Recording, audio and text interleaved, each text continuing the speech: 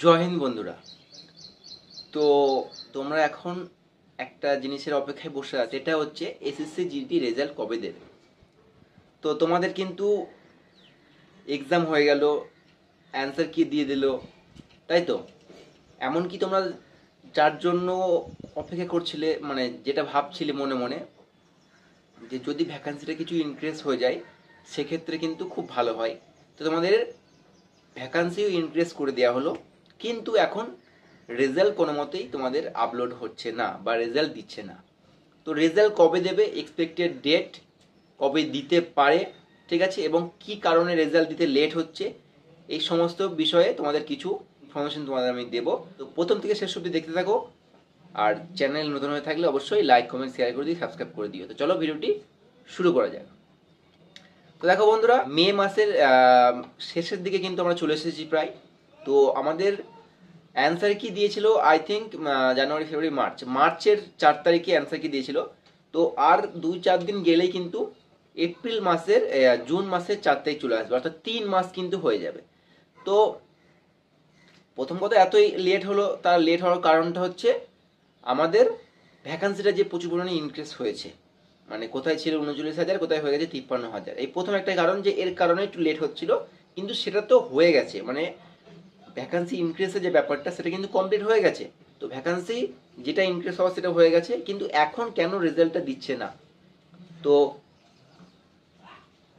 মে মাস কিন্তু শেষের দিকে হয়ে গেল। তো আদেও কি জুন মাসে রেজাল্ট আসবে নাকি আরো লেট হবে আগের বারের মতো, ঠিক যেমনটা আগের বার হয়েছিল? তো দেখো এবার কিন্তু ওই ব্যাপারটা, মানে আগে যে বিষয়ের জন্য লেট হয়েছিল সেটা হচ্ছে কি আরএফআইডি, অর্থাৎ রেডিও ফ্রিকোয়েন্সি আইডেন্টিফিকেশন ডিভাইস, মানে ফিজিক্যাল যে ব্যাপারটা, যে আরএফআইডিতে হবে কি আরএফআইডিতে হবে না, এই ব্যাপারটা নিয়ে কিন্তু আগেবার লেট হয়েছিল। কিন্তু এবার কিন্তু সেটা আগে থেকে কনফার্ম হয়ে আছে। তো এবার সেটা নিয়ে লেট হওয়ার কোনো কথা নয়। তো লেট কেন হয়েছে সেটা এবার শুনে নাও তোমরা। তুমি যদি এসএসসি জিডির 2026-এর ভাবছো এক্সামের জন্য প্রিপারেশন নেব, বা ধরে নাও সামনে আমাদের ওয়েস্ট বেঙ্গলের ডাব্লিউপি পরীক্ষা রয়েছে, ওয়েস্ট বেঙ্গল পুলিশ বা কলকাতা পুলিশ, বা রেলের যে রেলের group D form fill up হয়েছে, রেলের গ্রুপ ডির জন্য প্রিপারেশন তুমি নিচ্ছ, বা যে কোনো পরীক্ষার জন্য প্রিপারেশন তুমি নিচ্ছ, তাহলে কিন্তু তুমি অবশ্যই বলবো তাহলে তুমি এই টেক্সট বুক পাস প্রোটা নিয়ে নাও মাত্র 307 টাকায় 1 বছরের জন্য।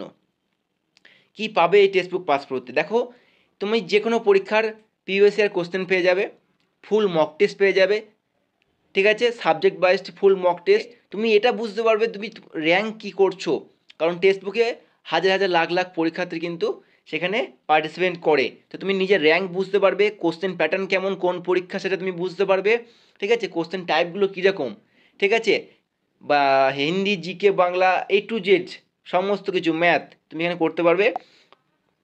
আর সাথে পেয়ে যাচ্ছ text book pass pro max 395 টাকায় 1 বছরের জন্য। এটা কিন্তু তোমরা এআই ফিচার্সটা পেয়ে যাবে, আর্টিফিশিয়াল ইন্টেলিজেন্ট। যে কোনো কোশ্চেন তুমি দেওয়ার সাথে সাথে 1 সেকেন্ডের মাথায় তুমি সেখানে কিন্তু উত্তর পেয়ে যাবে, সেটা যে কোনো কোশ্চেন হোক না কেন, ঠিক আছে। তো অফারটা থাকছে বন্ধুরা, দেখতে পাচ্ছ 28 মে থেকে 31 মে, ঠিক আছে। এবং কুপন কোড ইউজ করবে তোমরা UWS, তাহলে কিন্তু এক্সট্রা 12% ডিসকাউন্ট পেয়ে যাবে। ডেসক্রিপশনের লিঙ্ক দেওয়া থাকবে, তোমরা ওখান থেকে কিন্তু এটা পারচেস করতে পারো। লেট হয়েছে, মানে লেট যে কারণে হচ্ছে রেজাল্ট দেওয়ার কারণে, সেটা হচ্ছে এসএসসি জিডি এক্সাম ফল্ট। একদম ঠিক শুনছো বন্ধুরা, এসএসসি জিডিতে প্রচুর পরিমাণে ফ্রড হচ্ছে, মানে ফ্রড হয়ে গেছে, সেটা এখন ধরা পড়েছে এবং তাদেরকে নোটিশ পাঠানো হচ্ছে। এবং দেখো, সেই বিষয়টা ক্লিয়ার না করলে তোমাদের কিন্তু রেজাল্ট দেওয়া কোনো রকমভাবে পসিবল না।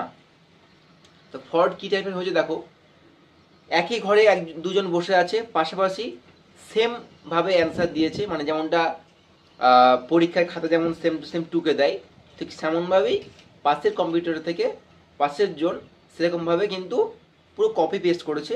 এবং সেই সিসিটিভি ক্যামেরা থাকে, এরকমভাবে কিন্তু কিছু কেস ধরা পড়েছে, আরও কেস ধরা পড়েছে। যেমনটা হচ্ছে দেখো, তুমি ফর্ম ফিল আপ করেছো এবং এক্সাম দিয়ে এসছে অন্যজন, এরকম কিছু কেস কিন্তু ফেসেছে। আর মানে অ্যাকচুয়ালি দুর্নীতি বলতে গেলে যে সমস্ত বিষয়গুলো বোঝায়, তো দুর্নীতি বলতে গেলে যে সমস্ত জিনিসগুলো বোঝায়, সেই সব রকম কিন্তু এসএসসি জিডিতে ঘটেছে, আগেরবারও ঘটেছিল এবং এর কারণে কিছু সমস্যা দেখা দিয়েছিল। এবারও কিন্তু সেই একই জিনিস কিন্তু ঘটেছে, মানে বলতে গেলে এটা কিন্তু কন্টিনিউয়াস চলছে কিন্তু, ঠিক আছে। তো এই সমস্ত কারণে কিন্তু সেই সমস্ত ক্যান্ডিডেটগুলোকে এসএসসি পার্সোনালভাবে কিন্তু তাদেরকে মেল করছে বা নোটিশ জারি করেছে, নোটিশ পাঠাচ্ছে তাদেরকে, ঠিক আছে, যে তোমরা যে এই বিষয়ে তোমাদের নাম এসেছে, তো তোমরা এক্সপ্লেন করো। অর্থাৎ তোমাদের যদি কিছু বলার থাকে, কিছু বোঝানোর থাকে, কিছু বলার থাকে, তো তোমরা সেগুলো এক্সপ্লেন করতে বলছে এসএসসি তাদেরকে। যদি তুমি কোনো কিছু প্রমাণ করতে না পারো, এক্সপ্লেন করতে না পারো, সেক্ষেত্রে তোমাদের কিন্তু ডিসমিস করে দেওয়া হবে এবং এসএসসি পরীক্ষায় আই থিঙ্ক 5-7 বছরের জন্য তাদের কিন্তু পুরো ডিসমিস করা হবে, মানে কোনো রকম পরীক্ষায় তারা বসতে পারবে না, এরকম কিছু কিন্তু করা হতে পারে, যেটুকু আমার জানা আছে। আর এটুকু আমার জানা মানে আমি তোমাদের যেটা বলছি, ঠিক আছে, যে এরকম কিছু কিন্তু ঘটনা ঘটেছে, যার কারণে কিন্তু রেজাল্ট দিতে লেট হচ্ছে।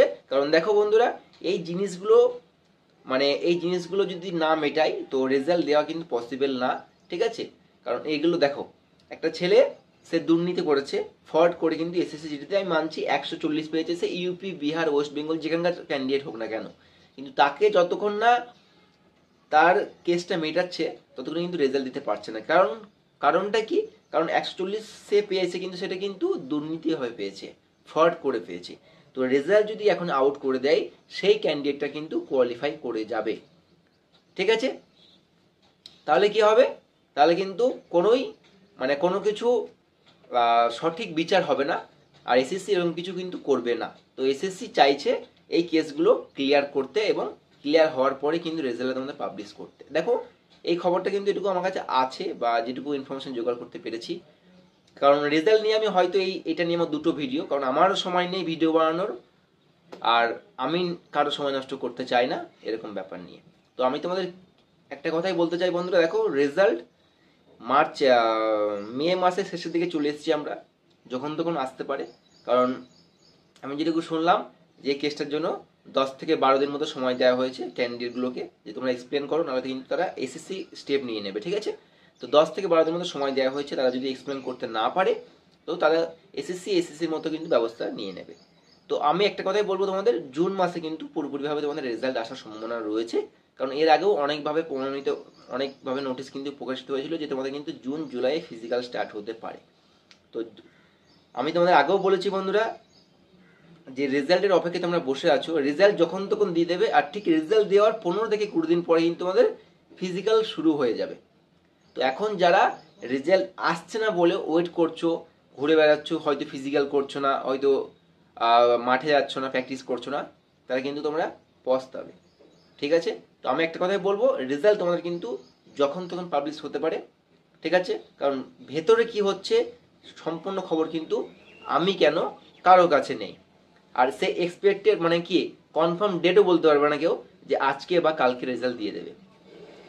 আমরা জাস্ট একটু ইনফরমেশন যদি জোগাড় করতে পারি বা কিছু এক্সপেক্টেড কিছু আগের বারে প্রিভিয়াস ইয়ারের কি হয়েছিল না হয়েছিল সেই হিসাবে যদি কিছু যাই, মানে সেই হিসাবে কিছু দেখি, সেই হিসেবে আমরা কিছু বলতে পারি যে হ্যাঁ রেজাল্ট দিল, মানে রেজাল্ট এই হিসেবে দেবে। যাই হোক, সেটা কথা নয়, কথা হচ্ছে তোমাদের কিন্তু জুন মাসে চান্স আছে, বলবো ফার্স্ট উইক, সেকেন্ড উইকের মধ্যে চান্স আছে। কারণ এই কেসটা কিন্তু মোটামুটি মিটে যাওয়ার সম্ভাবনা রয়েছে ফার্স্ট উইকের মধ্যে, ঠিক আছে। আর এমন নয় যে ফার্স্ট উইকে রেজাল্ট দেবে, তার আগেও কিন্তু দিতে পারে, অর্থাৎ মে